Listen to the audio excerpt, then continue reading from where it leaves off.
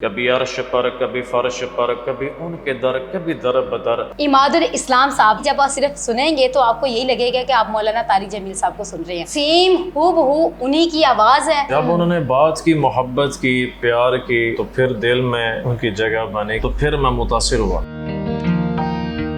اچھا یہ بتائیں کہ آپ کی شروع سے آواز ایسی تھی یا ان کو سن کے یا کاپی کرنے کی کوشش کی، پریکٹس کی کچھ؟ میں نے 2009 میں ایک مسجد میں بیان کیا، اچھا تو مسجد میں ساری آئے تھے عوام، اور کراچی کی جماعت آئی تھی تبلیغ والے، تو انہوں نے میرا انداز سن کے بعد میں مفتی صاحب ہیں دوستوں نے کہا کہ یہ وے آف ٹاکنگ جو ہے، ریدم سٹائل سیم مولانا طارق جمیل صاحب کی طرح ہے۔ تو میں نے کہا وہ کون ہے؟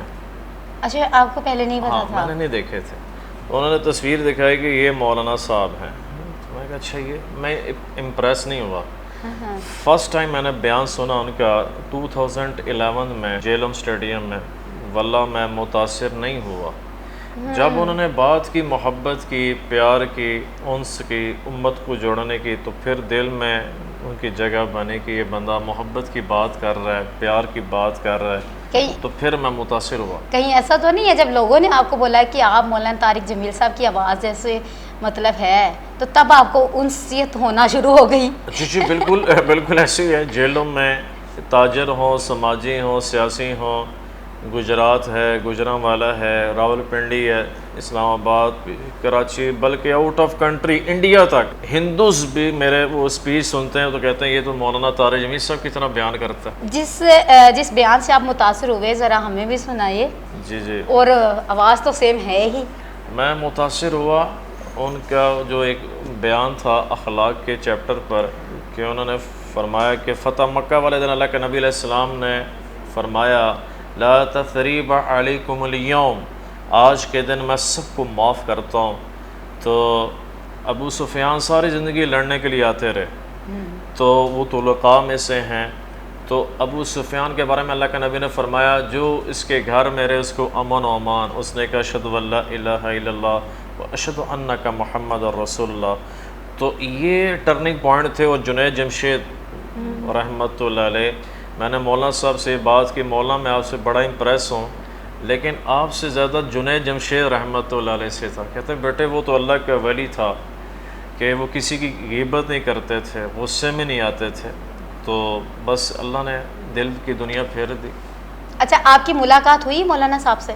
جی الحمدللہ کئی ملاقاتیں۔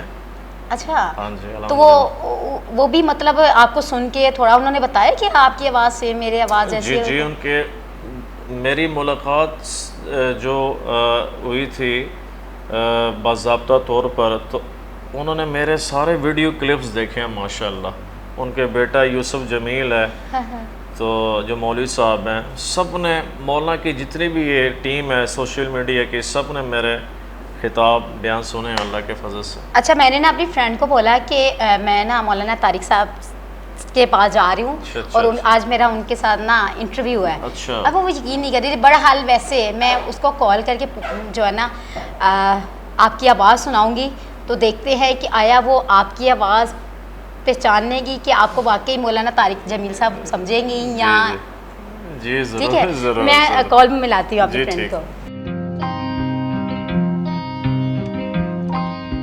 اچھا عائشہ، میں نے آپ کو بولا تھا کہ میں آج مولانا طارق جمیل صاحب کے انٹرویو کرنے جا رہی ہوں، تو تم چاہ رہی تھی کہ میں بھی بات کروں، تو تمہاری بات کرواتی ہوں۔ تمہیں یقین نہیں تھا نا؟ بس یار جھوٹ نہ بولو۔ اچھا میں تمہاری بات کرواتی ہوں، پھر تمہیں یقین آئے گا، ٹھیک ہے؟ ٹھیک ہے، کرواؤ کرواؤ کرواؤ۔ ٹھیک ہے۔ جی جی السلام علیکم بیٹے۔ او مائی گاڈ۔ جی بیٹا کیسے ہیں آپ بیٹے؟ آپ الحمدللہ میں بالکل ٹھیک ہوں۔ آپ واقعی میں مولانا طارق جمیل ہیں؟ جی جی بیٹے۔ تو میں کوئی خواب تو نہیں دیکھ رہی؟ نہیں بیٹا خواب نہیں ہے، حقیقت ہے۔ مجھے یقین نہیں آ رہا، ابھی مجھے فل سویٹنگ ہو رہی ہے، وہ اللہ میرے ہاتھ کانپ رہے ہیں سر۔ آپ واقعی میں طارق جمیل ہیں، میں آپ سے بات کر رہی ہوں۔ جی الحمدللہ۔ سر پلیز میرے لیے دعا کیجیے گا کہ میری جلدی سے شادی ہو جائے جس سے میں پسند کرتی ہوں، پلیز پلیز پلیز۔ میں نے سنا ہے کہ آپ جو دعا کرتے ہیں وہ قبول ہوتی ہے، تو پلیز کر دیجیے گا۔ جی بیٹے آپ آپ کو جو آپ جس کو پسند کرتے ہیں اللہ آپ کو ان سے نکاح ہو تو اللہ تعالیٰ آپ کو عزت دے گا، اللہ آپ کو کامیابیاں دے. آمین آمین آمین آمین. اچھا کچھ لوگ ہیں جب مطلب مولانا نام لیا جاتا ہے تو بہت سارے لوگوں کے مائنڈ میں کچھ عجیب سی بات بھی آنے لگ جاتی ہے. آپ کو کیا لگتا ہے اس میں کیا وجہ ہے، کیا وجوہات ہو سکتی ہیں کہ لوگ اس کو جیسے ہی مولانا کا نام آتا ہے تو مطلب نیگیٹو ٹائپ کا مائنڈ ہونا شروع ہو جاتا ہے؟ یہ سب سے بڑا المیہ ہے تفرقہ بازی، اور علماء میں سختی ہے. اپنے فرقے کے گولز کیپر بنے ہوئے ہیں، پتہ ہی نہیں ہے قرآن کیا کہتا ہے، نبی علیہ السلام کی صحیح حدیث کیا ہے. میں نے مولانا تعلیمی صاحب سے بات کی اس سلسلے میں، میں نے کہا علماء سخت کیوں ہیں؟ کہتے ہیں بیٹے پہلے دن وہ پڑھتے ہیں فعلا فعلا فعلو ضربا ضربا ضربو، مارو کٹو. تو جو پڑھیں گے تو پھر اس کے اثرات ہوں گے. وہ کالجز کے لڑکے، یونیورسٹیز کے لڑکے ایسے نہیں ہوتے ہیں، میل ہو یا فیمیلز ہوں، کیونکہ وہ اوپن مائنڈ ہوتے ہیں. تو یہ شدت ہے ہمارے یہاں پاکستان، انڈیا، بنگلہ دیش میں. وہی جراثیم جو ہیں یورپ میں لے کر جاتے ہیں جھگڑا. تو خدا کے واسطے میں آپ کے چینل کے توسط سے کہوں گا کہ امت بن کر چلو، شیعہ ہو، سنی ہو، دیوبندی ہو، بریلوی ہو، اہل حدیث ہو، سب اللہ کے نبی کے امتی ہیں. میری بہنوں، میرے عزیزوں، میرے بھائیوں، ہم امت بن کر چلیں، نفرتیں نہ پھیلائیں، تفرقے میں نہ پڑیں. کوئی دیوبندی ہے، کوئی بریلوی ہے، کوئی اہل حدیث ہے، کوئی شیعہ ہے، کوئی سنی ہے. یہ نام اللہ نے ہمیں آرے نہیں رکھے ہیں. ہم اللہ کے مسلمان بندے ہیں، ہم اللہ کے نبی کے امتی ہیں، اور ہمارا نام اللہ نے مسلم رکھا ہے. ہم کسی کی دل آزاری نہ کریں، کسی کی دل شکنی نہ کریں، کسی کے عیب نہ بولیں، کسی کے عیب نہ سنیں. میرا نبی نے فرمایا مجھے کسی کے عیب نہ بتاؤ، مجھے کسی کی غیبت نہ سناؤ، ہو سکتا ہے اس کی بدگمانی کہیں میرے دل میں نہ آ جائے. یہ اللہ کے نبی فرما رہے ہیں وَمَا أَرْسَلْنَاكَ إِلَّا رَحْمَةً لِلْعَالَمِينَ كَافَةً لِلنَّاسِ بَشِيرًا وَنَذِيرًا، والضحیٰ کے چہرے والے، واللیل کے زلفوں والے. تو میرے بھائیو، او ہم توبہ نصوحہ کریں، او ہم اللہ کے ساتھ آج صلح کر لیں.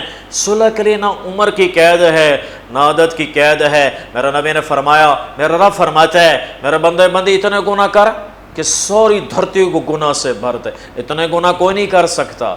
اتنے گناہ کر کہ پہلا آسمان، دوسرا، تیسرا، چوتھا، پانچواں گناہ سے بھر دے. ایک دفعہ، دو نہیں، تین نہیں، چار مرتبہ نہیں، ایک دفعہ کہنا یا اللہ میری توبہ. اللہ فرماتے ہیں میں سب معاف کر دوں گا.